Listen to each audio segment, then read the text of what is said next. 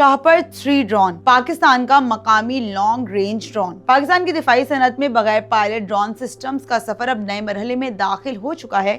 اسی سلسلے کی تازہ کڑی شاہپر 3 ہے، جسے سرکاری دفاعی ادارے global industrial and defence solutions GIDS نے ایک گروپ 4+ میل ڈرون کے طور پر تیار کیا ہے۔ GIDS کے مطابق اس کا زیادہ سے زیادہ ٹیک آف وزن 1650 kilo gram, 6 wing hard point اور 400 سے 530 کلو گرام تک ایکسٹرنل پے لوڈ کی گنجائش ہے۔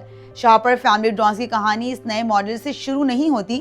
ابتدائی شاہپر ڈرون بنیادی طور پر نگرانی اور جاسوسی کے لیے تیار کیا گیا تھا، جبکہ شاہپر 2 نے خاندان کو مسلح میل پلیٹ فارم کی سمت آگے بڑھایا۔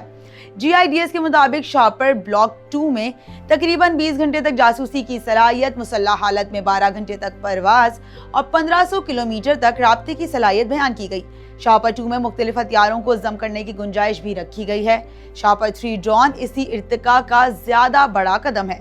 GIDS کے مطابق مسلح حالت میں اس کی پرواز کی صلاحیت 20 گھنٹے، سروس سیلنگ 35,000 فٹ اور رابطے کی حد 3000 کلومیٹر تک ہے۔ مختلف انجن اور مشن کنفیگریشن کے باعث غیر مسلح پرواز کے لیے 40 گھنٹے تک کی صلاحیت بیان کی گئی ہے۔ شاہپر 3 میں مقامی avionics, dual flight control architecture اور ملٹی مشن پے لوڈز کی گنجائش بتائی گئی ہے۔ اس میں electro optical infrared censors, search and rescue اور الیکٹرانک انٹیلیجنس نظام شامل کیے جا سکتے ہیں، جس سے یہ محض حملہ آور ڈرون کے بجائے جاسوس پلیٹ فارم کی شکل اختیار کر سکتا ہے۔ شاہپر 3 کا پے لوڈ MQ-9 سے کم ہے، مگر شاہپر 3 پاکستان کو اسی میل ڈرون کیٹیگری میں ایک مقامی اور نسبتاً ہلکے پلیٹ فارم کے طور پر جگہ دیتا ہے۔ اس منصوبے کا ایک بڑا پہلو خود انحصاری بھی ہے۔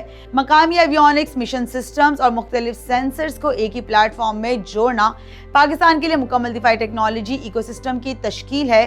GIDS خود شاہپر 3 کو مستقبل کے ترقی پذیر نظام کے طور پر درج کرتا ہے۔